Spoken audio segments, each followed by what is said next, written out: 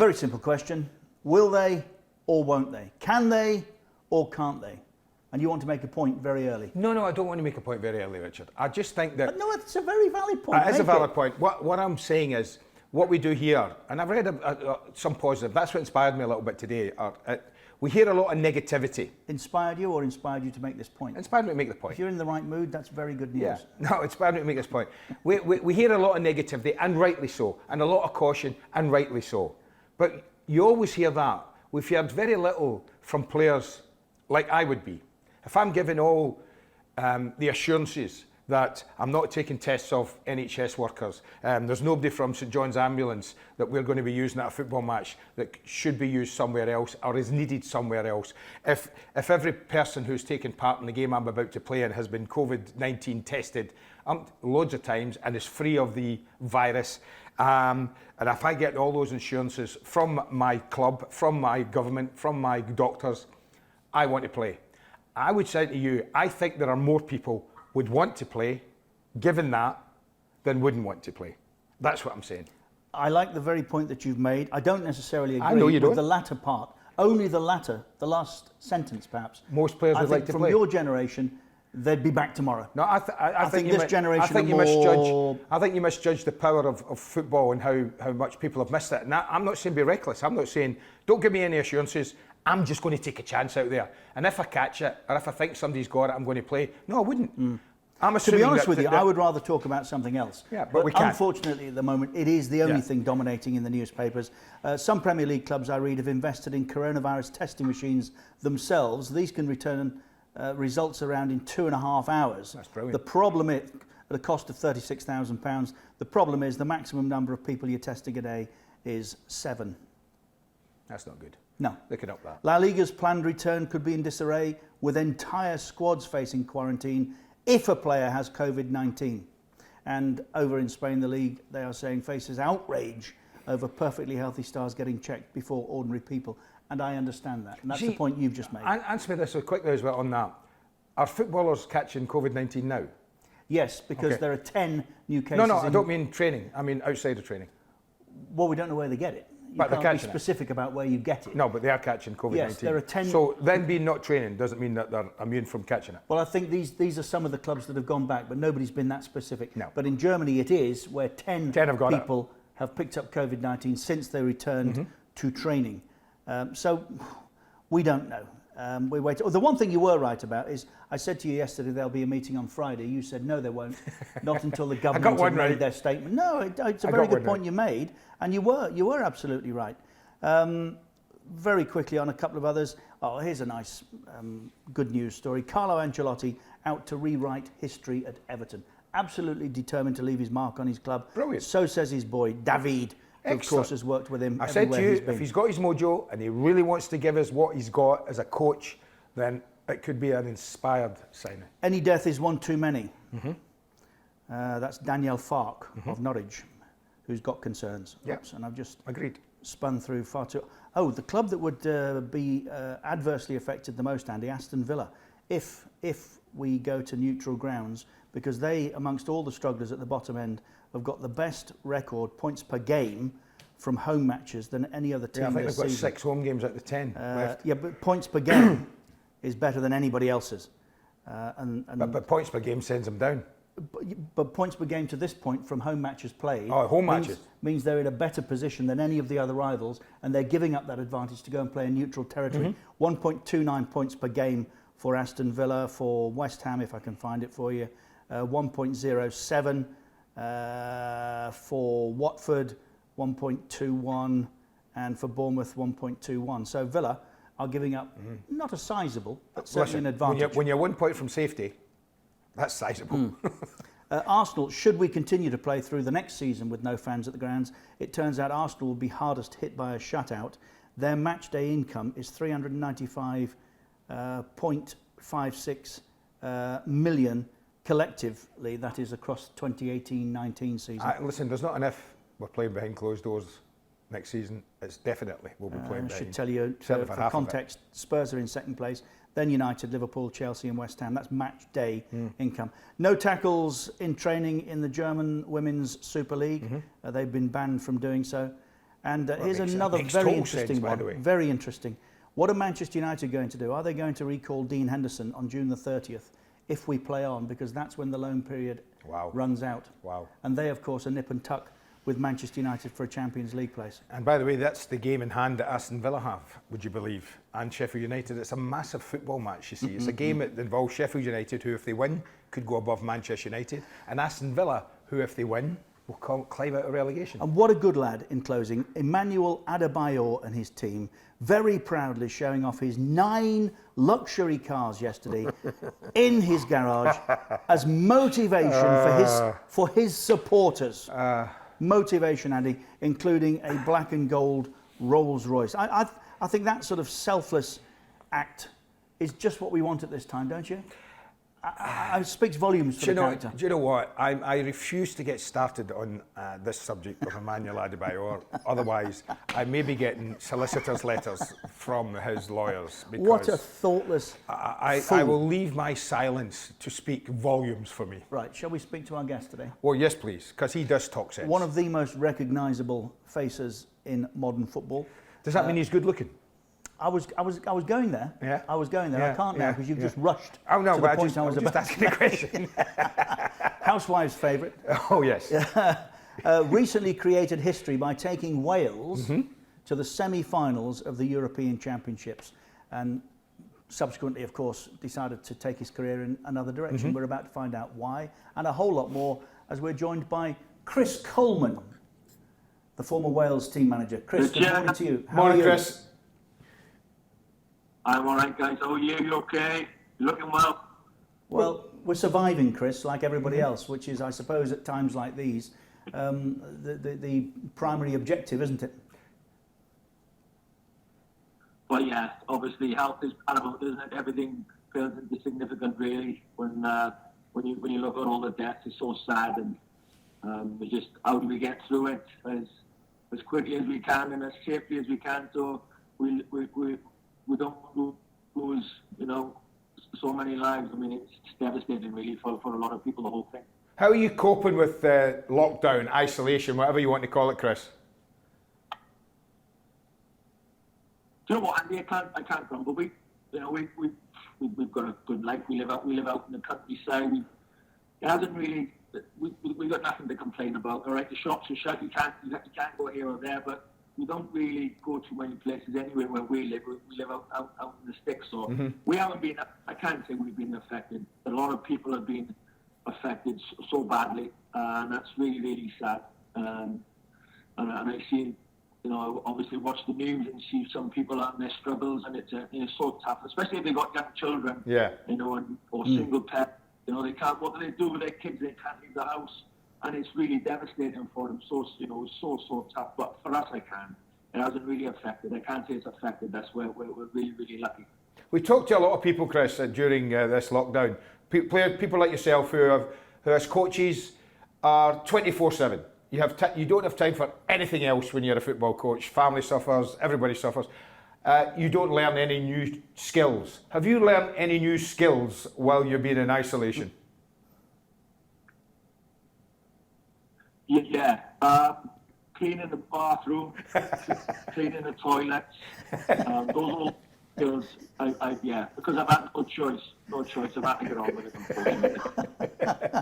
Look, I was just running through the newspapers with Chris, with Andy, Chris. There's one article here today I didn't mention. I'd like to you. It's someone you know very well. Aaron Ramsey's been talking, reveals he quit Arsenal to get out of his comfort zone, he says, after 11 years without winning a title. Now, if that was his intent, I would suggest to you he's likely to at Juventus. But is he wasting his time out there? Is he too good to be sitting warming benches? Yeah, well, in my opinion, yeah. I think I've seen the best of Aaron. I was fortunate to see the best of Aaron. He's at his best, Richard, when he's under a bit of pressure, when he's playing against the best teams in the big games. That's when he's at his best. I understand why he went to Juventus, obviously a great club. They got a great chance of winning the league, but he wants to be in the starting 11. That's what he needs to be. In my opinion, he's good enough to be there. So I don't know what's happened or why he's not in the starting 11. But I was glad when I heard he'd gone to Juventus. You've been Arsenal a long, long time. Probably didn't achieve what he wanted to achieve, or Arsenal haven't achieved either in the last 10 years what they used to achieve. So I can see why, and to play abroad, the pull of that, the challenge of playing abroad, and for a massive club like Juventus, who season in, season out are always challenging for the league or for a cup competition. They were in the Champions League final a year or two ago. So, obviously he's gone there for good reason, but he's too good to be sitting on the bench, in my opinion. There's often speculation, Chris, well, naturally, because he's too good, as you just said, not to be playing, but some speculation often linking him with Old Trafford. Would your advice be to come home, and would that be a good fit? My advice to him is, obviously I don't know what's going on at Juventus. If he's got a chance at Juventus, and Sarri likes him, but he may be out of form. Maybe it's taken him a while to get used to a different culture, because it's not easy. It's not a walk in the park when you move from one country to the next. Different type of football, different asks, different challenge. It may take him a season to settle in there. I don't know, but if it's not going to happen for him, he's definitely a type of player that could handle playing for Manchester United. Yeah. Because when you play for Man United, Andy will tell you, you're playing for Everton, the jersey is much heavier than when you play for you could play for another club in the same league, but a smaller club, all due respect, and the weight of the jersey is not the same. You're playing for a big club, you've got to be able to handle that week in, week out, and you've certainly got the appetite for that. Talking about Welsh internationals, let's do that while we've got you here, Chris. You know this guy as well. I'm thinking about your other superstar that you had under you at Wales, Gareth Bale. Gareth had it's been a strange couple of years, hasn't it, where he hasn't really been in the team, but he sat it out. Again, as an ex-player, as a coach, and knowing him, is he doing the right thing by just taking whatever he can at Real Madrid? Or should he be, like Aaron Ramsey, looking to play somewhere? Again, Bale, he's got enough ability and enough about him to be in any team. Again, working, being up close and personal with him. Yeah. He's a great professional. He doesn't drink. He doesn't party. He stays at home. He loves his golf, obviously. And he really is just a quiet guy. He's had his problems at Madrid in the last year or so, last 18 months for sure. He's been linked with the move to China, move back to England and MLS. So, that relationship there between him and Real Madrid, or certain actions at Real Madrid, hasn't been very healthy. And that's a shame, because if you look at what he's achieved since he's been there 6 years, he's won 3 or 4 Champions Leagues. If you rewind it when he first signed and you offered Madrid, in the next 6 years you're going to win 4 Champions Leagues, you're bite hand off. Yeah. But he's still seen as, certainly in the last 18 months, as like an outcast, which for me, I'm standing around scratching my head with that. Me too. Right, this is unusual, Chris. I'm going to give you the answer to the question I'm subsequently going to ask when I've done that. Oh, really? The answer is, because the committee were jealous of my success, they felt they weren't getting the credit that they should have had, and therefore we were inevitably going to part company. The question, of course, is, why did you leave the Wales job?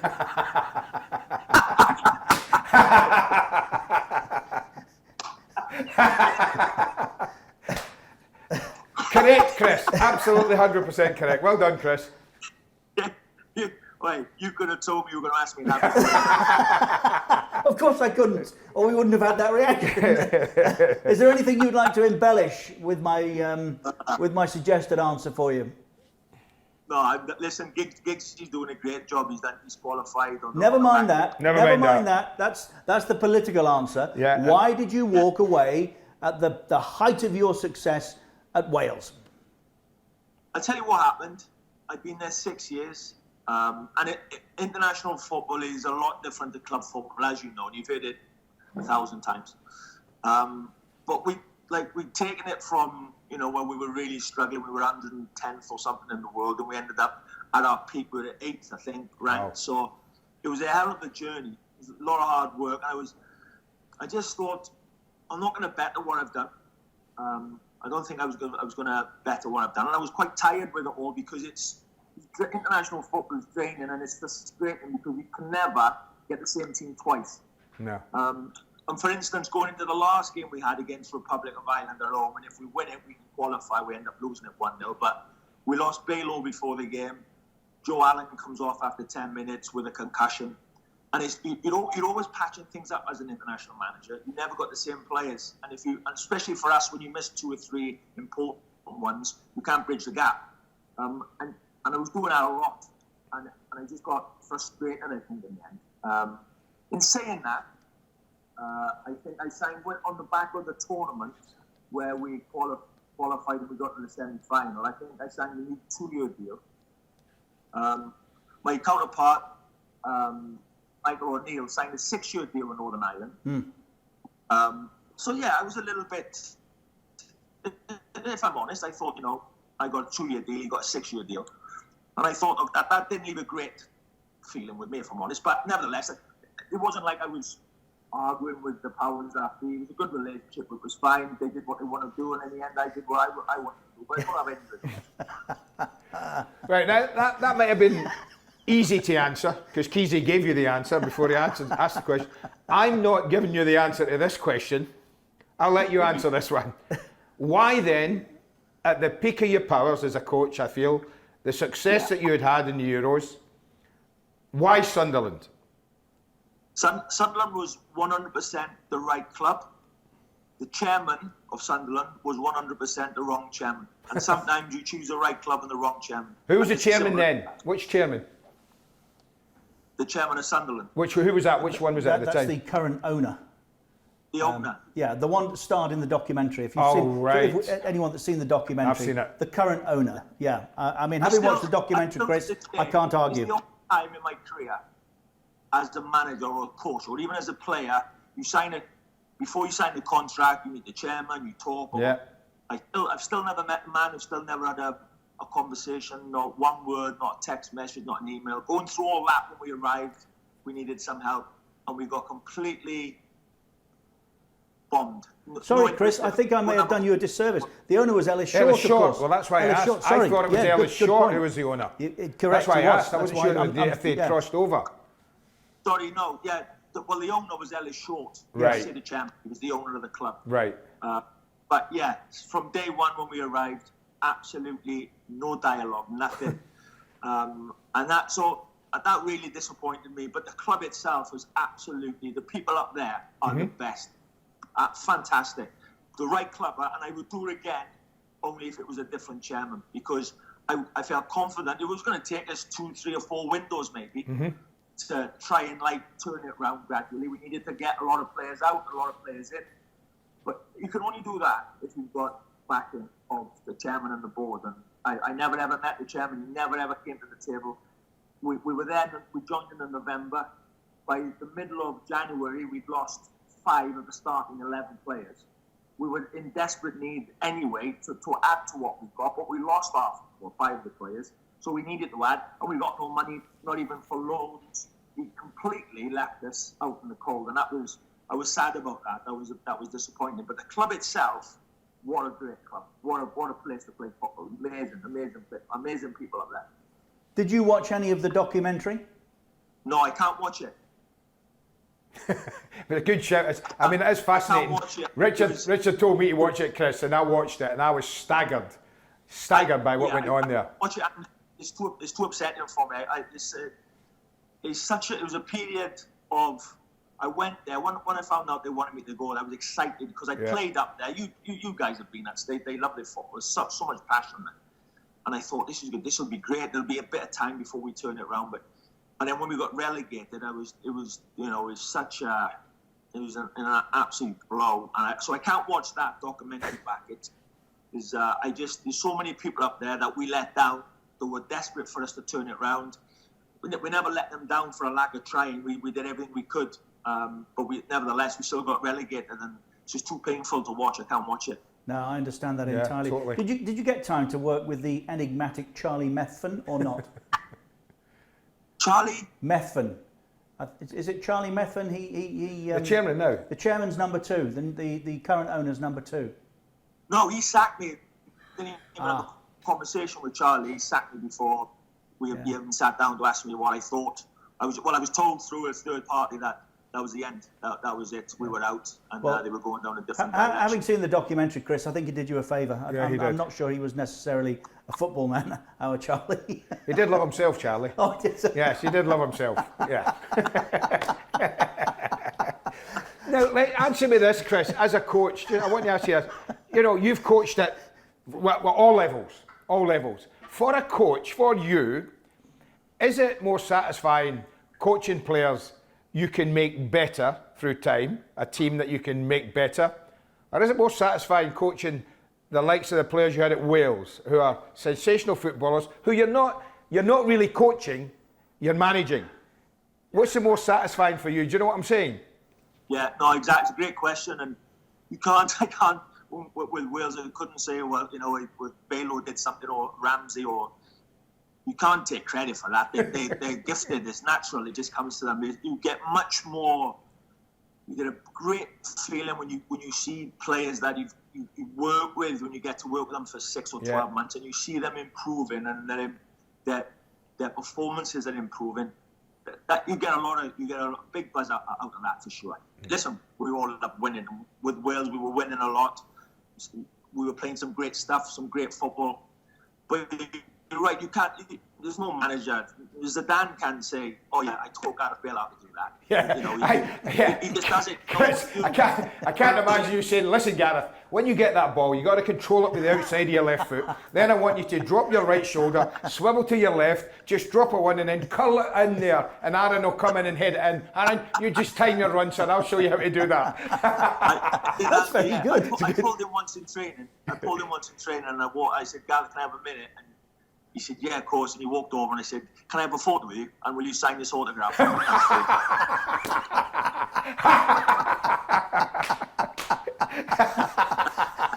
Brilliant. You are a Premier League manager, Chris. It's often forgotten. What, 3, 4 years, 5 years, maybe at Fulham. Yeah. You must be itching to get back. Yeah. What level do you see yourself coming back at? It's not so much what level I see myself coming back at, Richard. It's what country actually. All right. Because I like working in different countries. I do. I like being in a different culture, challenge, and I've had experience of it. Now sometimes it can be a bit brutal, but anywhere can be brutal if it's not going so well. But it's more because we got two young kids as well. Finley's 5, Indy's 3. We've probably got 3 or 4 more years where we can get away with travelling somewhere before we'd have to come home and stay, obviously, school-wise. So then, you know, the kids are at that age where we need to get them settled in a school. But I think another 4 more years, possibly 5, we can do a bit of travelling. So it's not about the level where I'm at. Everybody wants to work at the top level.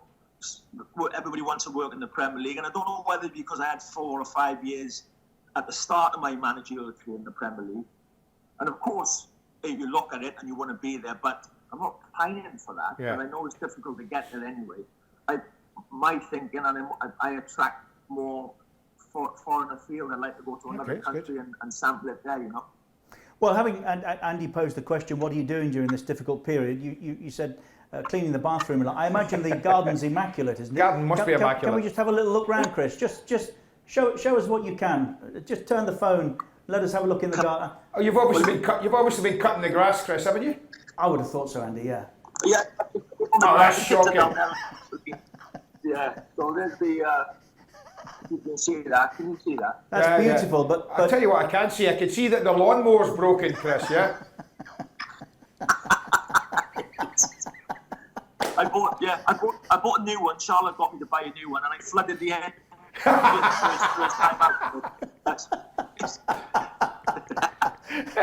Well, obviously, give Mrs. Coleman our best wishes, Chris. Really good to see you. Thanks for talking to us. Listen, we don't know how long we're going to continue to be here. We may be back, Chris. Yeah. And that's a threat, not an invitation. We'll come back once you cut the grass. All right, take it easy. Take care. Chris Coleman on Keys and Gray, and what a good guy. And fascinating to hear he wants to work abroad again. That's Why good. not? Yeah, well, he did Sociedad. Yes. And China. Yes. So, yeah, obviously got the bug Greece. for it. And Greece. Yeah, I forgot about Greece. Yeah. Forgot about that. So he's been three different countries, very different countries. Yeah, and it's good that, because we have we're a bit insular back in the UK about the Premier League being the only league to work in. Maybe it is, but it's good to see young coaches, like we try and say, young players, go abroad, see what it's like. Nice to see you want to do that. It's a great line, isn't it, Gareth? Can I have a word with you? Yeah. Yes, Gaffer, can I have a picture and your autograph? Brilliant. Brilliant. We're back tomorrow at the same time. We'll be in the company of a current Premier League manager tomorrow. We're here on beIN Sports at this time, the one that you found us in, 5 days a week, and we're also, for our international viewers, available on YouTube. So this is our 29th in the current series. Well remembered. I've no idea what number we're going to. Let's hope. Let's go for 50. No. 30 would suit me and out. But 50? there we can't. We'll be over 30 we'll be this here week. Another 3 weeks. Well, yeah. You think you're going anywhere in 3 weeks? We want our football back. We'll see you back here tomorrow. Stay safe. Stay safe.